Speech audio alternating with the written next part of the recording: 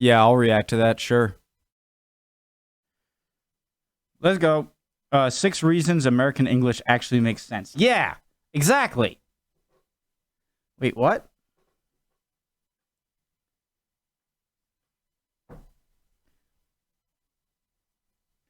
My name's Connor. Original link to the video, top of the description. Yeah, let's go.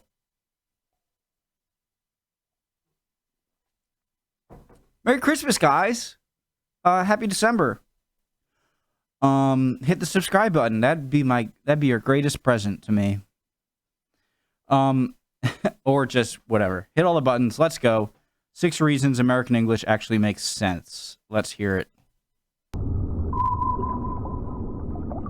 Hello, I'm Lawrence, and I'm on a quest to uncover all of the memos that Britain and America lost in the pond, and one of those memos pertains to English. Yeah. If you can understand the words that I'm saying now, that means you have at least a decent grasp of English and Lawrence speak. But one person's English, whether that be vocabulary, spelling, or pronunciation, might not be the same as your English. And often, differences like this lead people to be suspicious of the other person's English.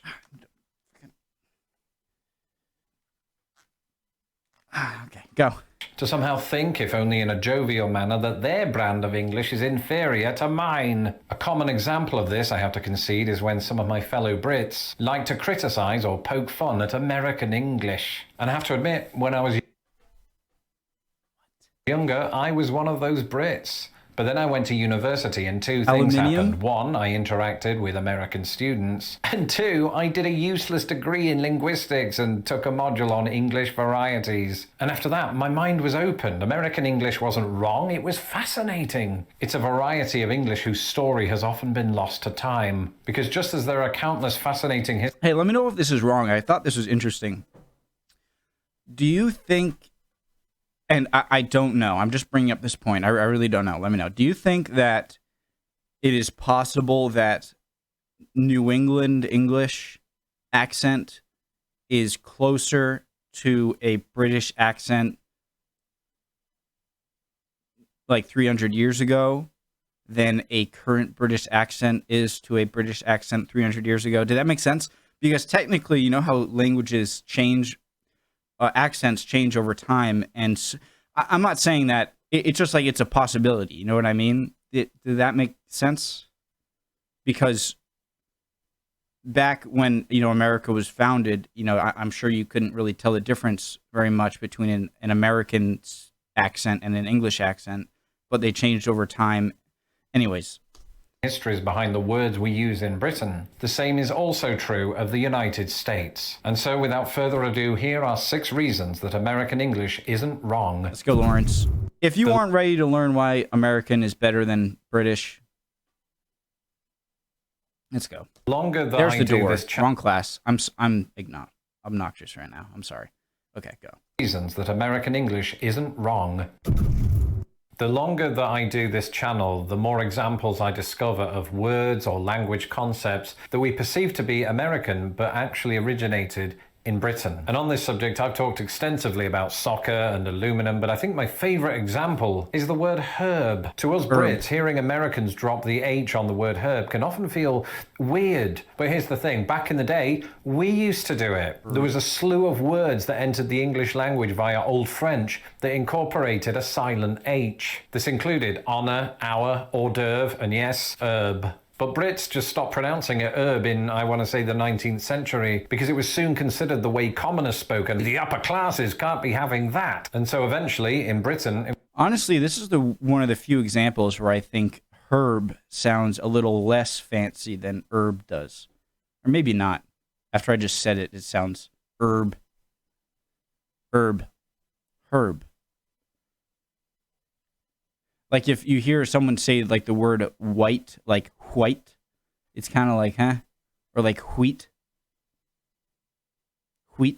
Sorry. It was dropped altogether, and America, on the other side of the ocean, didn't get the memo. And when it comes to this, there are actually 2 other things that make us Brits a little bit hypocritical when judging the American pronunciation of herb. Firstly, we're forever dropping H's. I mean, I don't know if you've noticed, but recently I've had an haircut. That's northern for haircut. And secondly, before we start handing out diktats on how to pronounce the letter H, some would suggest we might want to learn how to pronounce the word H. Some, not me. I'm open to multiple interpretations. But I haven't gone to get a real haircut in so long. I just, like, whenever it gets long, I just shave the sides.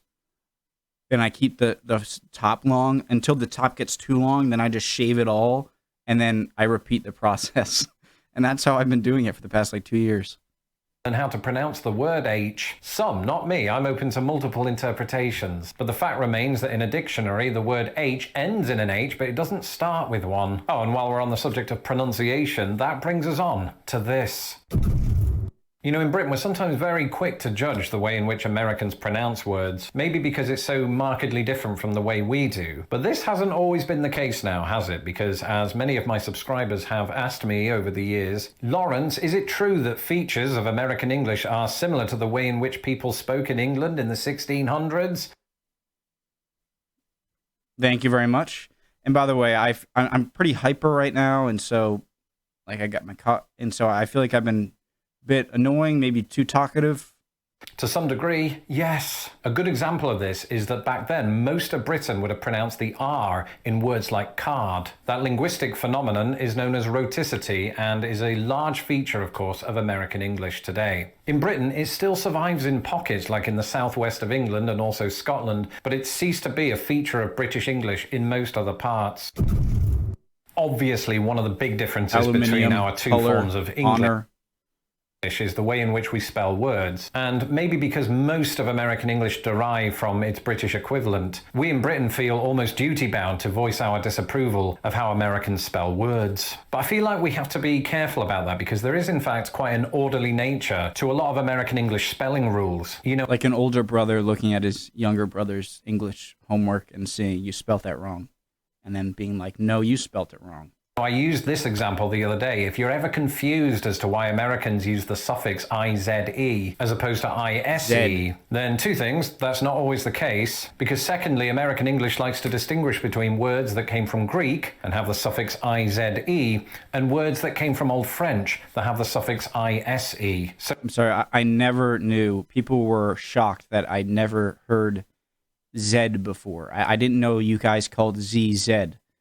And that's still kind of I'm still getting used to that. IZE, and words that came from Old French that have the suffix ISE. So in American English, for every internalize, you also have exercise. In Britain, we tend to not make this distinction. Whether the word came from Old French or Greek, it usually ends in ISE. And to me, I'm perfectly fine with this as well. Yeah, additionally, we like to be puzzled as to why Americans drop the U in words like colour and honour. But the truth is, we actually did the initial change, because in Old French, from which words like this derive, the words colour and honour were spelled just as they are now in an American dictionary. Can I just say, I promise you I've never seen this video. I called out how... Why am I bragging? One charge that I often hear get levelled at American English is that it doesn't have many kind of fantastical words like Britain does. But having lived here for as long as I have, and crucially having done this channel, I've learned that America has coined some absolutely gorgeous words, some of which are used only in the United States, some of which are now archaic, and some of which actually made it to the rest of the English-speaking world. So these words include snollygoster, cattywampus, fuddy-duddy, wang speaking world. So these words include snollygoster? Never heard it. Snollygoster, cattywampus, I have heard, I suppose. Cattywampus. Cattywampus, fuddy-duddy. Fuddy-duddy. Is that just an idiot? Wang-doodle, pulchritudinous, humdinger, doohickey, Doohickey. Victorian, lollapalooza, ornery, poppycock, not a British word, malarkey, cahoots. Come on, man. No malarkey. Come on, man. Discombobulate, panhandle, conniption, and highfalutin. Now, sometimes, every now and again, I'll be on Twitter, which was my first mistake, and someone will gain a lot of traction simply by saying, "I hate the way Americans say soccer, it's football." Now, I'm not going to go over the fact again that the word soccer was in fact coined in Britain. Instead, I'm going to highlight a fact that many people just seem to forget, and that is that soccer isn't unique to American English. Australia. The word is used... And it's just, look, Soccer, they call soccer in Ireland? But it's just weird to say American football, because if you call soccer football, that means people are always going to be confused with you thinking you're talking about American football over here. And you're not going to like have a conversation with an American saying, oh, how was that American football game last night? No, if you ask, how was that football game last night? You would 100% be thinking of the NFL. And so it's just, you guys, I understand the frustration. It's a huge part of your culture, a great part, soccer, but it's just, we call it different over here. It's not like a jab.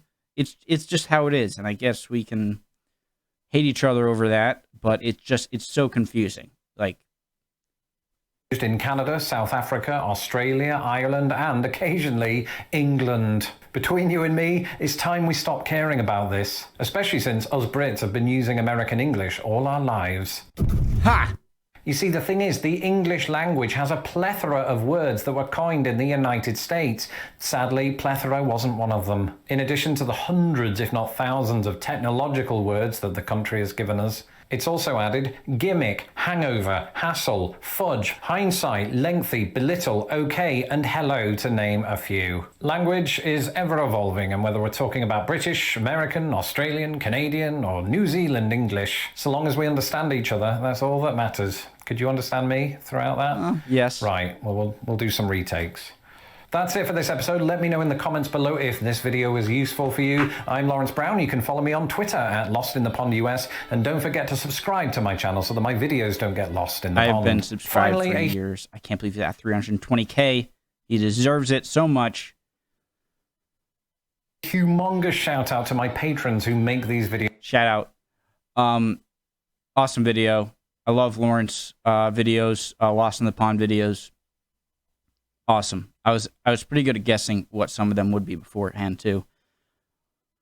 Great. I'm gonna react. I did a few of those Watch Mojo UKs. I did an awesome castle video, Arundel Castle, I think. I'm gonna watch the Horatio Nelson documentary on biographics. Can't wait for that. And yeah, see you guys next time.